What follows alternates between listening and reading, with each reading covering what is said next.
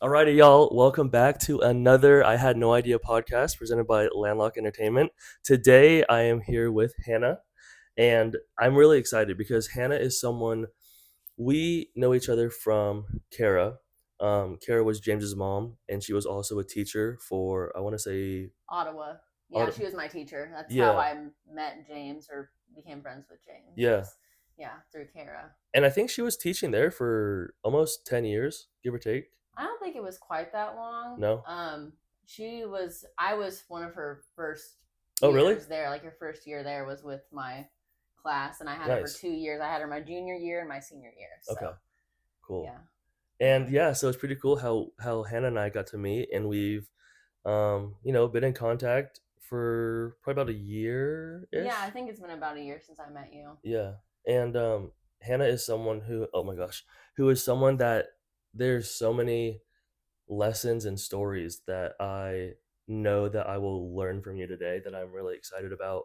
I want to say, I'm proud and congratulations for getting this far. I'll let you expand and tell your stories, but just knowing that you have been able to overcome a lot of these battles just shows a lot about you. And I'm super proud. I know we don't know each other that well. I know we'll learn a lot more about each other today, but just wanted to say thank you for being willing and jumping on this with me and letting people hear your story. So thank you. Yeah. Um, Nervous, obviously, to do this, but Yeah. just I don't know where to go from this point. Do you want me to just start talking about it, Oh or do well. you want to? Let me ask if I may. What is? Can you tell us a time or an event that was really challenging that you overcame and how kind of the process was to overcome a challenge and then how you felt. Because during that process it was probably very challenging and continuing to be hard. So how do keep yourself going?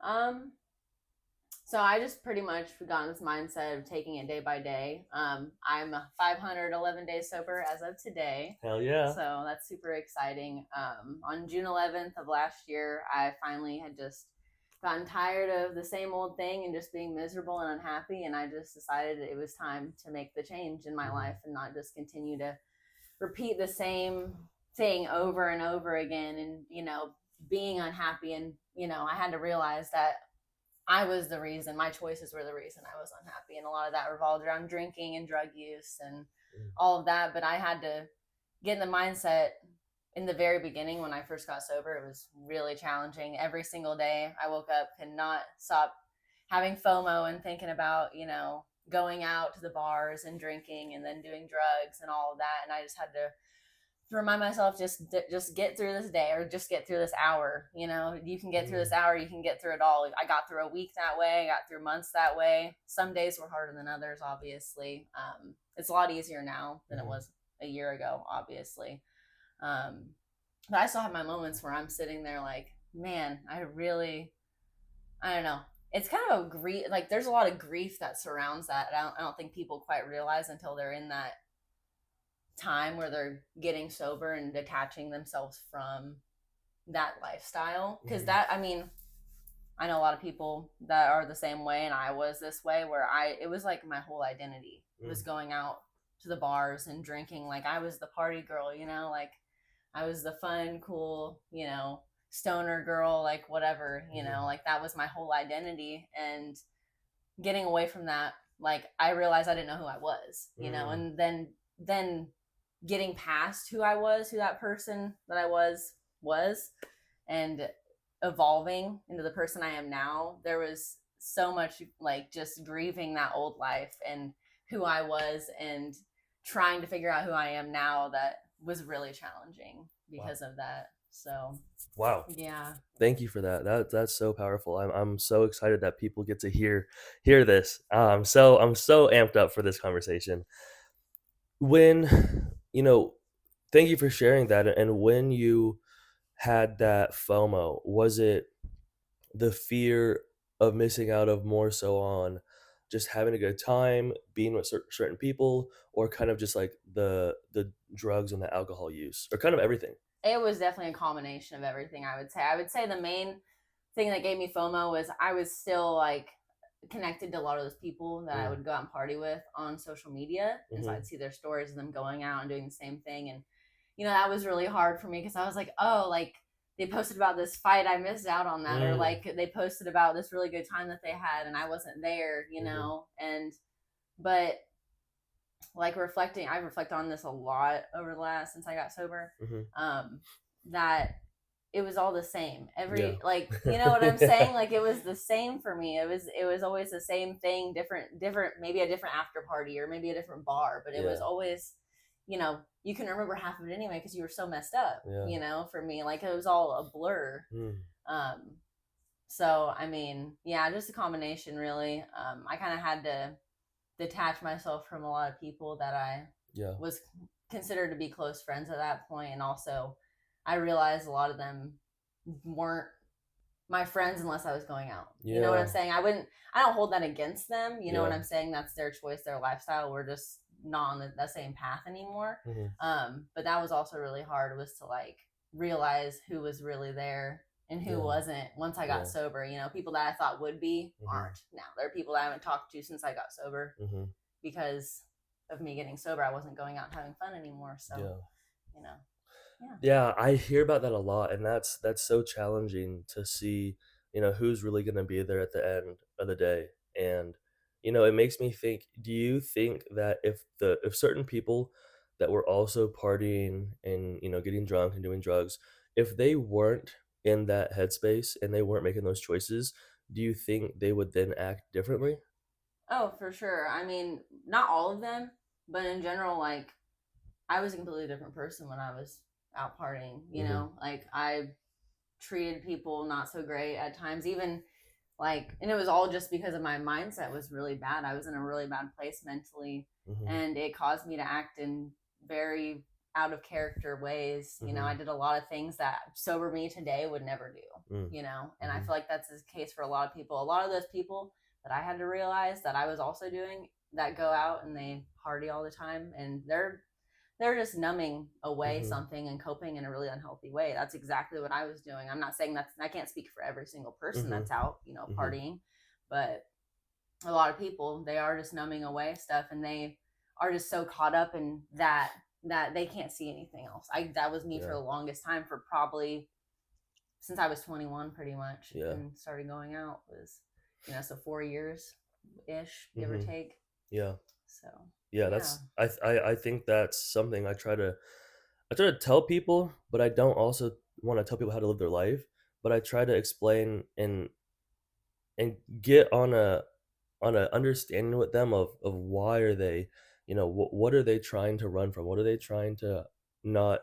It's hard because I feel like if people would, and facing problems head on and facing people's demons and like their insecurities and everything is super challenging, and I understand that, but I wish people could get to a place that they could do that instead of having to turn to alcohol and drinking and drugs, because it makes me sad knowing that they're in so much pain and so much hurt, and then they just try to cover it with more things that hurt and harm themselves. Oh yeah, for sure. I know exactly what you're saying. I've had that exact reflection because that's what I was doing, and I do feel sad for a lot of those people, and I can't make them.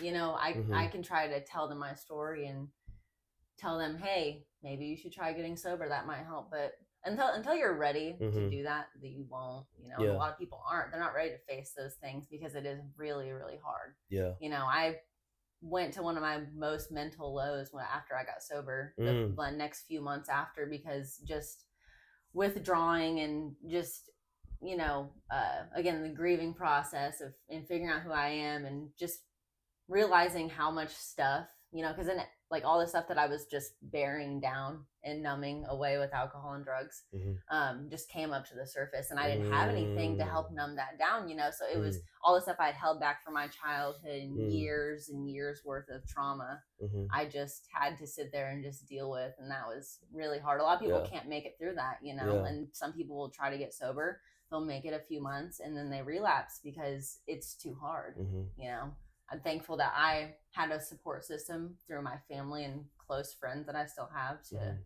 you know, help me work through that and be there to support me. And, when I was having my moments where I was about to break, they were Mhm. like, no, you've come this far. You Yeah. got this. You just stay strong. You're going to make it through this. A Yeah. lot of people don't have that, Yeah. or their friends are still going out and drinking and they can't stand to not be there with them. And that can be really hard, having friends that, like, I've had people that I work with where I've told them my story about being sober, and they say, yeah, like, I drink and stuff, and but because my close friends from school do it and everything, and I just couldn't see, if I didn't drink with them, what would we do? And I'm like, well, that's the thing. If they're really your friends, they Mhm. would do things that are sober, Mhm. type of Yeah. activities with you, not, put you in a situation when you're trying to be sober to Yeah. not be sober. Yeah. So Yeah. yeah. It's oh man, it's so crazy to me to think that there's there's a do you okay, I have a question for you. Do you think that in order to get sober and to stop addictions, do you think a relapse is part of it? And do you think that it can I don't even know, like not be beneficial, but do you think it's just part of getting sober? I think it can be, yeah, for sure. Sometimes you think that you can't, like, you're away from it for a little bit and you think, oh, I can go out and have a few drinks, it's fine. And then it turns into a bender and all night going to an after party and doing drugs all night. Mhm. That's actually what happened to me. When I got sober, I tried getting sober on hard drugs like coke like 2 weeks before that. And I thought, oh, I can still smoke weed, I can still drink a little bit. And went out 2 weeks after I had said no more coke. I don't want to. I want to stay away from that. I went out with my friends and I even told them that night as we were going out en masse to go to the bars. I was like, I do not want to do coke. Please hold me accountable. And they were like, yeah, yeah, totally. Like, we'll just have some drinks, have a good time. I had a few drinks in me and I could not help myself. I went and knew someone that had some, went and bought some, and was up till 8 o'clock the next morning doing it. And that's when I finally had that Mm. moment where I was like, I don't want to do this anymore. Like, I can't do this. My only way to get away from that is to get away from all of it. And I think that needed to happen for me Mhm. because I wouldn't have ever gotten away from it. I would have thought I can just do a little bit and it'll be fine. And I realized I can't do that. Like, Mhm. I will never escape this. Yeah. It'll just be a cycle that I continue over and over again. Yeah. So Yeah. yeah. Thank you. Yeah, I agree. I really do think that sometimes I don't think it's talked enough where, you kind of I feel like it's almost that a point where you have to check yourself, kind of like how your situation was, where you thought, okay, maybe I could do a little bit, but then I won't get too crazy. But then you realize after it happens, okay, I need to, fully disconnect from that. Mm-hmm. Um, so I think it's something that people should know that it is and can sometimes be a part and very beneficial of, your process. Mm-hmm. So if I may, I am curious too if you would touch on, you said since about 21, was there something that kind of led you to start drinking or to start doing drugs, or did you kind of just fall into it with like partying or um so I will say my drug abuse goes back to when I was like 16. When I started smoking weed when I was 16. okay. I struggled with a lot of depression, anxiety, and at that point I was not aware that was what even I was struggling with. I just knew I I guess in my household mental health wasn't really a thing. I was my parents kind of just not. I don't hold anything against them, by the way, because, like, they've realized like where they could have supported me better and they didn't. Hmm. But they were raising three kids. They had so much other stuff going on in their lives that they weren't trying to affect me mentally, Hmm. in a detrimental way, but they did. Hmm. Because of this, it made it a lot worse. I Hmm. didn't feel like I could talk to them. I struggled um with that stuff since I was a young kid. Like suicidal ideations. I can think back to being in like the third grade because I was bullied in school quite a bit up until like my eighth grade freshman year, around there. Um, and I can think back to when I was in about the third grade of having thoughts, not of like unaliving myself, but like I don't want to be here. Mhm. You know what I mean? Mhm. Because like I just, you know, my parents would tell me to stand up for myself and do stuff about it. I would, and nothing ever got better. I didn't always go to Ottawa. I went to another school before that. I will not name the school, but Okay.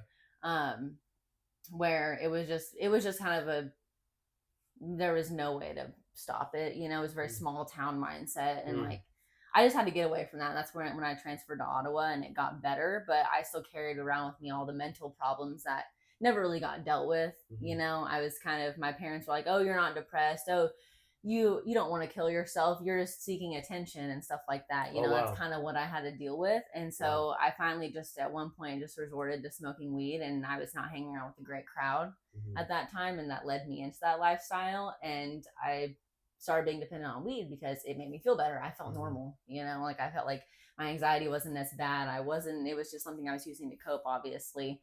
um, but it helped get me through those hard times at Mm. that point. Not obviously not the best thing to do. You shouldn't Mhm. do that to cope, but it was what I had available to help Mhm. me. I didn't have the resources to get the help that Mm. I really needed as a young kid struggling with their mental health. Mhm. um, so that weed, like smoking, was like the thing that I did all the way up until I was 21. That was like my main thing. I really wasn't a huge drinker. Mm. And then I turned 21. Like I would sometimes, like my boyfriend would buy me alcohol, or my mom would sometimes before I turned 21.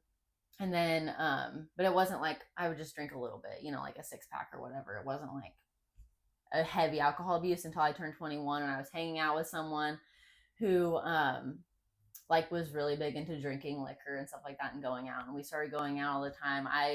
My mom would quote, like, her quoting her, she told me I was drinking like a fish. Like Mm. it was literally really bad. Like I could drink till I was blacked out and then some. Mm. It was just, and that was when the alcohol abuse really started, and it got really bad. And I went through waves of that. Like honestly, it wasn't like it was like an all the time thing. It was just like on the weekends. I was getting blackout drunk at least once on the weekends. Typically.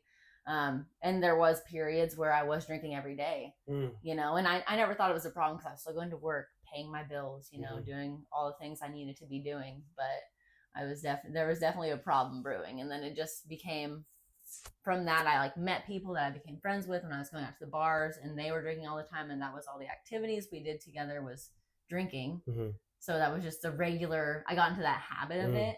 And that is also part of the cycle that's hard to break, is just like going out and like doing things that revolve around alcohol, going to events that serve alcohol. Yeah. You know what I'm saying? So um yeah, that's I'm curious too, when you said that you were drinking, multiple times a day or sometimes multiple times throughout the week, would that be like it wouldn't be till you were blacked out, it would just be like a few drinks? yeah, Or like yeah. would it be a few drinks till you get like a buzz or something?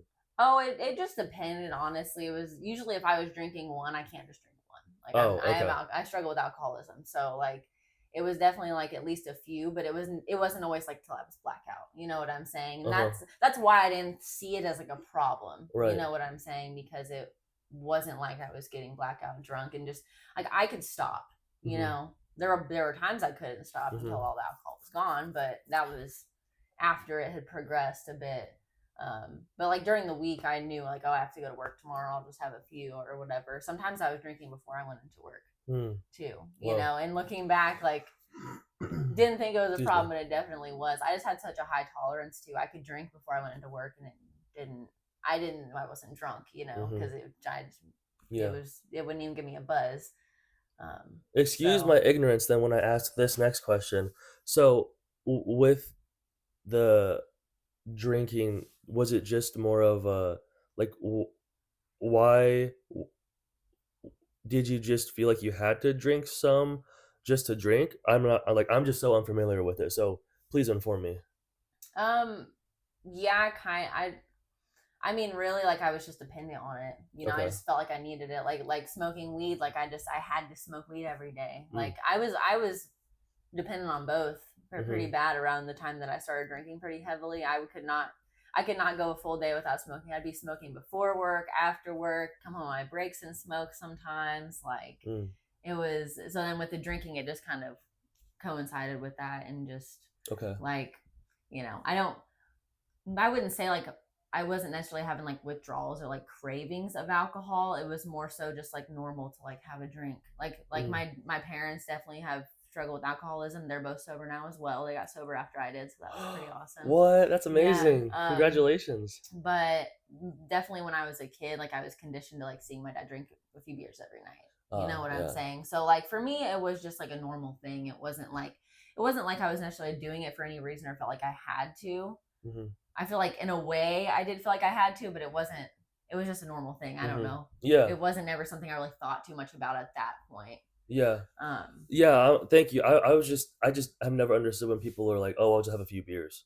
yeah. I guess I've just never understood that, so thank you for explaining that. When you were starting to go sober, how was, your family you said your parents got sober after you, Hmm. so when you were getting sober, like, how was that support from them? Was that hard? Because that first when you were first starting, were they still drinking, or were they, like, not drinking around you, or how'd that kinda work? Um. So I'm trying to think back to that. Um. I mean, I know my dad definitely struggled with it more than my mom. My mom had already kind of gotten away from drinking as much as she used to. Mm, Um, and my dad, it just I think maybe a couple months or a few months after I did, he just finally did it. I would say I definitely stayed away from him knowing he was drinking, mhm, in the early stages. So mhm, he got sober in my early stages. So like I can't say that. I don't really know if they ever like were avoiding being mhm, around me while he was drinking or anything like that. I think towards the end when he finally did get sober, he knew that mm, he had a problem and was still not ready to fully admit that. But I think seeing me get sober may have helped him. I don't know. We haven't really had that conversation, honestly. That's something I should probably ask him. But that's but amazing. yeah, yeah, so I That's so think cool. I think it was a catalyst, honestly, seeing me get sober. I would Yeah. I would assume because I don't think it was a coincidence that I get sober and then they Yeah, both decide to get yeah. sober after that. So, That's amazing to hear because 'cause they've probably been drinking for, a lot longer than you had, hmm. so they had a lot more time. Um, what has been I've heard people who stop taking drugs, sometimes they'll have, um, what's it called? Like, sometimes they get, like, really sweaty or they get really. Like Yeah, withdrawals. withdrawals. When you stopped, did you well, yeah, were you faced with any kind of withdrawals or any kind of I don't know what other words would fit in that category, but I would say my withdrawals weren't necessarily physical like that. Just because I did not. It took me a long time to realize I had a problem because, like I had said about alcohol, and it was the same with any other drugs I was doing. It was like, oh, I'm just doing it on the weekend, so mhm, it's not a problem. It wasn't like I was doing it every day, where like my body was fully dependent on it. I'd say my withdrawals were more mental. okay. Honestly, it was just more of like withdrawing from like the lifestyle I was living more than anything, not necessarily the drugs. I will say with weed that I did struggle a lot with sleeping right in the beginning. That was really hard. Because I was not in a great place mentally, dealing with all the mental stuff I had been putting down, and then not sleeping on top of that was not a very Mm, good combination. So that made it really hard in the beginning too. mm. But yeah, no like physical Oh, okay, withdrawals for me okay. at least, thankfully, because that probably would have made it 10 times harder to not Yeah, relapse. Like I can't imagine someone who's a daily user of mhm, things and just has withdrawals in a way where they feel like they have to start drinking or mhm. whatever again because they can't take the physical, Yeah. Yeah. effects. I've heard people say they've gotten, like, chills and, like, the shivers and, like, throwing up and stuff, which is Hmm. because their body's so used to it, and Yeah. yeah. Um, with when you were sober, my light keeps probably overheating, so I Yeah. apologize. What's been like you're talking about the mental battle, you know, is it hard now because there's been a lot of time in between? Hmm. So do you ever have like what's hard on the mental side is like thinking of the old times of like it was fun or like the old friends that weren't really your friends or like are there times that you actually miss the certain substances? Um, I would say it's all of the Mm, things pretty much. There are times where I miss the fun of it, the fun of, getting high till I can barely think straight. mm, Um, and I'm thinking I'm having a good time. mhm, Uh, but it really wasn't, like looking back on it now. Like, and that's what I pretty much just remind myself is all the times where I would go out and party all night and do drugs and then have to come down and just feel like shit. Like you just feel so awful. And I just had to remind myself of those moments where like that really wasn't fun. And mhm, like the only reason it seemed fun was because of the drugs, like, mm, or the alcohol. Like it wasn't actually fun. mhm, I will say there are times like I still have people that I'm connected with on social media that still go out and party and stuff, and I'll see their stories and stuff, and have that moment of being like, dang, I wish I was there, kind of. I wish I could be there and be sober, but I can't because it's not any fun when you're sober. You want to drink, and I couldn't go mhm, in that environment mm, and not be tempted, depending on who I was around either. mhm, Um, so yeah, kind of all the things. I do miss some of the people. There are some really good people I met that mhm, I'm no longer connected with because mhm, I'm just not in that lifestyle anymore. And I don't hold that against them at all, mhm. but it is sad because like, you know, some of them we did have really good times together and I Yeah, thought they were my real friends, yeah, but I think I have to remind myself that's not the reality anymore, and yeah. I've gone down this way different path and we're just not on that same path anymore. So, Has anyone, like any friends or people, like reached out and said that they've also started this process, or they've also, like cut back on certain things, or have people, been supportive and congratulative of you? um, nobody that I've known has reached out and said that they were sober. I know there's been a couple of people that I still have on social media that are both. One guy, he got sober a while before I did, and then this other girl, she's been sober. I think she got sober around the same time as me, if not maybe a little while after I did. Nice. And we obviously like on their posts and stuff about it, I'll be like, "Hey, good job," Yeah, and they'll do the same. But yeah.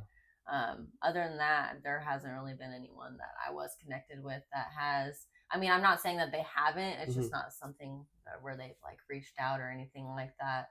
Hmm. Um, So so has no one that's been in that scene kind of like seen, and they know obviously that you don't do that stuff anymore, participate. So none of them have been like supportive or been like a Oh, good job I or. mean, some of them, yeah, like they'll congratulate me on my posts and stuff, and Uh-huh. maybe I might have messaged a few of them like back in the beginning when because I was posting about it like every month, so I keep myself accountable and like Nice. celebrate my wins of getting through each month. And there in the beginning, I did feel like there were a few that were, but in general, not really. Mm, I feel like this is might rub people the wrong way for me to even say, but like I feel like some people take it personally when mm, someone gets sober and mm, is like celebrating it because mhm. they can't Yeah, do that, or yeah. They they can't feel like it's accept that. yeah, it's like an attack. They're like, oh well, I don't need to be sober or whatever, and Mhm, obviously this is about me, it's not about them, so mhm. like it's not like that, but I know there are people that take it that way, if that makes sense, because Yeah, they have a problem and they know it, but yeah, they don't want to be sober, which is yeah, fine. That's their choice. That's their life, yeah. But 100%. yeah. I sometimes it's so weird. I'll have people that come up and they want to like give me drinks or buy me drinks or something, and when I tell them I'm sober, a lot of times they get offended, or they call me slurs, or they get really defensive really fast, Mm-hmm. and I'm just like, it's weird because my whole life I've had to deal with that, and again, it just makes me sad because it's just a reflection of how sad or how much pain that they have in them, and yeah, it's just I can't imagine, um that must be super hard, having a different life and now having a new life, a new chapter. But I'm interested in, and I'm curious, what are some new ventures, some new things that you've found with um this new time that you have? um I mean, honestly, I'm still trying to figure out who I even am. Mm, On It's been I would say up until about a few months ago, I was still dealing with the mental fog that came from the years of substance abuse that I had done. mhm, Um so I mean, I know I work all the time, so Hmm. that there's that. I mean, I'm always working, but um, your light just does not want to stay on. I'm sorry. I It's fine. I feel apologize. like they can see us fine, so Yeah, I only yeah. had that just so it'd be a little extra because I Yeah. know like it's kind of cloudy out. So I do Hmm. apologize for you that it keeps overheating, and I It's apologize okay. for the viewers that a light keeps coming on and off. Well, they can still hear us, so Yeah, the audio's gonna be good. Audio's gonna be yeah, great. exactly. Um, but I picked up some hobbies. I mean, I spend more time with my family now for sure. Like Hmm. before, I was prioritizing going out and every weekend and drinking and stuff Yeah. and being hungover. So I wasn't ever being as present. And I tried to make a point to like really try a bit harder about like being present with my family and Hmm. prioritizing them. So that's a lot of what I do is spend time with my family. I've been getting better about like taking my niece out and doing things with her Mm. and stuff like that and bonding with her. Um, but I have been getting into metal detecting. And it's definitely a niche like hobby. You Like a have lot of one of people, the things, yeah, like an expensive like $800 metal detector. Yeah, and you go around like in parks and like beaches and yeah. We go out. Me and my boyfriend we go out and like just like out like my family has some land and we just go out in there and he lives in the country and we go out around his house and just that's like so try to find stuff. cool. We haven't found a lot of like we found some cool stuff but like Uh-huh. not anything valuable like No buried treasure yet. yeah not yet but that's the hope. That is Yeah, the hope. So I've gotten into that a little bit. that's So awesome. yeah. Okay, so if I may, is this? I know you talked about a boyfriend when you were younger, like 21. Is this the same guy?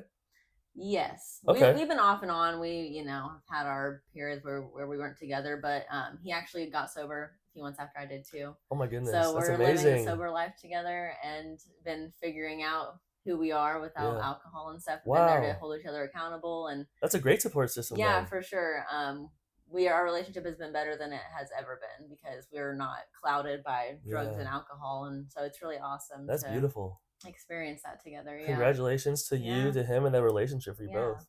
How so with that, has that, there's probably been a lot of challenges. You said it's been off and on. Hmm. So when when you had first came to him and said, because you said you'd started your sobriety before, a little bit before him, Hmm. when you had told him that, was he like, how did he react to that? I mean, he was supportive. He wanted me and like to stay sober, even though he wasn't Mm, ready to get on that path yet. Um, it was challenging for me because he wasn't and I was, mm, but he 100%, even though he was living the lifestyle that he was like, you need to stay sober, like, mm, and then eventually, finally, after times of him going out and staying up all night drinking and stuff, he finally listened to me and realized, like, because I would tell him, like, you can't just have a few, mm-hmm, you can't just have a few, mm-hmm, but I would support him, so I was still supporting him. mm-hmm. And that was a big thing for me in my growth was like being able to accept someone Yeah, doing that, even though I knew it yeah, wasn't the best for them, and even though I loved him and wanted to see him do better for himself, I couldn't make him. yeah, So that was really challenging, but yeah. also like interesting to see like how I had to handle that as a sober person and not let it impact me and my choices. Because You you still know? loved him for Yeah. who. Yeah, that's a wow. Yeah. That's so incredible that you were able to do that. Yeah. I applaud you so much for that. Thank you. That's so awesome that you guys get to have that in your relationship, and Hmm. you're able to look back and be like, remember those times, or remember. Yeah, that's Yeah. you you must really love this guy. Oh yeah. Yeah, for Yeah. sure. I had I've had relationships before where I've been with people and they've been alcoholics, or they've been, they've had troubles and struggles with certain, substances, and it was hard for me because I personally don't choose to do those things, Hmm. and I don't, it was fine. I thought it was fine, they were doing it, but it was weird because I was still allowing it in my life, and it was still a part of my life because I wanted to I knew, like, drinking was for them was fun, or they enjoyed it. So I wanted to, like, "Oh, okay, I'll buy you a drink or something, or Hmm. I'll buy you a six pack or whatever." And that every time I would do that, it would take me farther away from who I was because I was chipping away at what my own code and morals were. Mhm. And it was a hard thing because then when I'd get out of these relationships, I would be even farther away from who I thought I was because I was allowing that and those things in my life. And it was hard because I would love these people and I wanted them to be happy, Mhm. but because of the choices they were making, it was It put something it in between hindered, you yeah. guys for sure. It definitely does. And it was weird too because sometimes it felt like when I would have these certain people in my life that it was almost like two different people. It would be the sober person, or if they were also on other substances, during the day, if it would be like weed or nicotine or whatever it would be, Mhm. they weren't really truly their full self. They weren't like their sober self. And then, the evening night would come and then the drinks would be flowing or other substances. So then I thought a lot to myself of, I don't really know these people because Mhm. they never allow themselves to truly be themselves. And then even if they would say, I'm comfortable with myself or I'm not hiding anything or I'm good in my own skin, those sayings. Mhm. It's just like it's just yeah, it's it's crazy. So I just want to say again, that's so cool that you and your boyfriend have had those times and those struggles. And Yeah. it makes me really happy that you guys are still together. Yeah, no, So, I'm definitely happy we finally have came to a point where we realized that like a lot of our problems were just our poor mental states, and it was all revolving around substance mm, abuse. Really was, yeah. a big thing. But and something that him and I have talked a lot about too, like because we both have had friends that we just have distanced ourselves from because they want to continue to live those lifestyles, Hmm.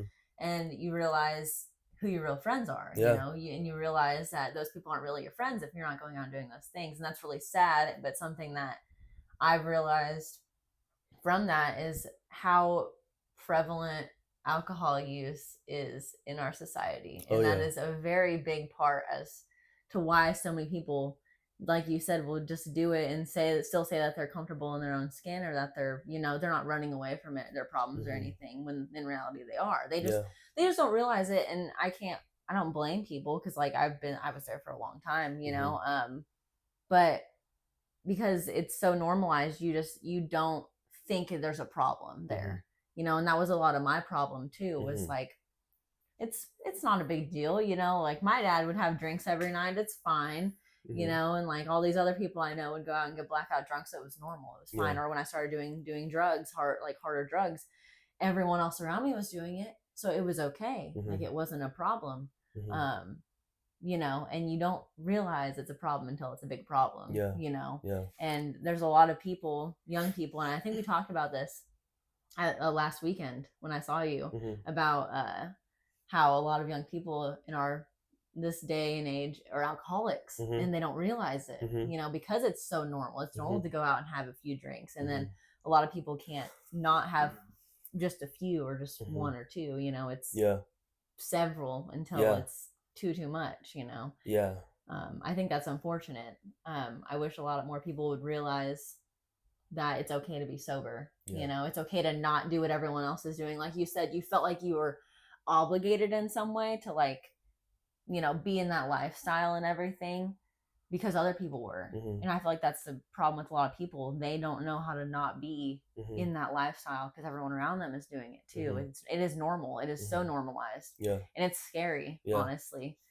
Yeah. So, Everyone always will ask, like, how are you able to be around drunk people and not want to be drunk? Or, like, how are you able to function? And mhm. it's a crazy thing to me to think that and it's sad because, like when you're in high school, it's like, oh, well, I'm just trying it out, or oh, it's just the weekends, oh, we're just celebrating. Mhm. And then it's like college, or oh, well, we're just in college. You can't be alcoholic in college. You can't be, oh, it's normal to party. Oh, this is the time to party. Exactly. And then it's like, oh, well, now I have my full time job. It's hard. Life's kind of hard. I'm in a transition period. And it's, I'm so grateful for my parents because they didn't really drink in the house when I was a kid. My Mhm. mom occasionally would have, like, a glass of wine, but it would never be more than, like, a glass, so I never thought anything of it. My parents didn't really start drinking until I guess, the end of my high school career, but it wasn't even, that much. It was, like, Mhm. IPAs and stuff. Yeah. So I'm so grateful that my parents decided to withdraw and make it a point to not show and drink in front of, myself and my sister and the Mm-hmm. family. So I think that's really beautiful that they did that. But Hannah, thank you so much. You have been so open and honest. I can't even fathom. I'm gonna go back and watch it so many times just to keep hearing you say certain things. And um, the thing that I love about the way I've kind of structured these podcasts is Mm-hmm. that because they're on a shorter time, I want it to be open and able to have multiple conversations. Yeah. If you're ever, I'm always welcome. You're always welcome to come back, Mm-hmm. and we can always talk about anything. So, Oh yeah, I could sit here and talk for about this and other, any type of mental health stuff for hours. Like yeah, when you get sober, you have a lot of time to think, and that's yeah, pretty much what I've done a lot of is think about a lot of these things. So yeah, I'm definitely open to doing more. I feel like more people need to hear these conversations being had. More people yeah, would feel less alone. yeah, Maybe I hope that this conversation, someone will watch this and yeah. it will be the catalyst to help them get sober if they're struggling too, or help them maybe reach out to a support system to help with any mental thing that Mhm. they might be struggling with. So 100%. yeah. And it's cool too because I think it's so powerful when people hear certain stories and they can kind of relate to them. Mm-hmm. And they can think, "Oh, I had a similar situation." Or, "Oh, I can relate to her shoes because my, best friend was in that exact same position." Or, "Oh, that story was my weekend." Mm-hmm. So, Yeah. again, thank you so much. Yeah. Is there anything you want to say before we end this? um I don't know. Be the best person that you can be every day Mm, and be kind. mm, yeah. I love that. Thank you, Hannah. Yeah. Do you want to put any of your socials or anything? I don't really use socials a whole lot, so I'm not too worried about that. But Yeah. Well, hey, yeah. again, congratulations on 511 days Yes. of sobriety. Yeah. That's Thank you. amazing. Awesome. Thank you so much. Yep. Thank you guys for watching. This has been an amazing. I've been looking forward to this episode for so long. So, if you guys ever have any other questions, always leave them in the comments below. This has been another I Had No Idea podcast presented by Landlock Entertainment. I'll see you guys in the next one. Kind of just because. And yeah, I'm out. Sweet.